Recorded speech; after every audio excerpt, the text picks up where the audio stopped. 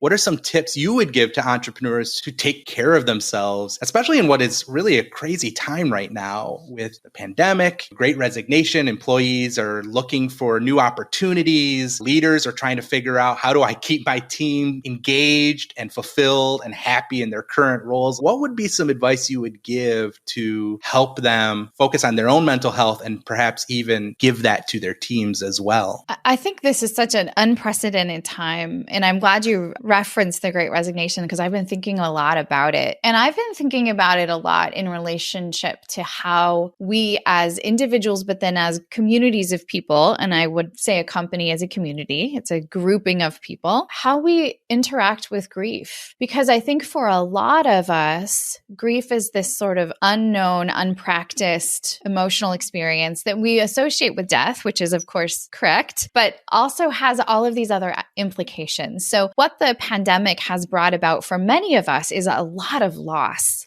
of human life in many cases, but also losses related to the plans that we made, or the weddings that we would have attended, or the events that we would have watched our children do. All of the disruption has created a lot of loss that I think we're not really sure where to put, especially in the context of a company or a business where we maybe check in about the weekend, but we're not talking a lot about our feelings. So I think this is an interesting time for leaders to become really savvy in grief and in how grief shows up in the workplace, and in helping people create spaces for grief in a way to really bolster their mental health for the hard things.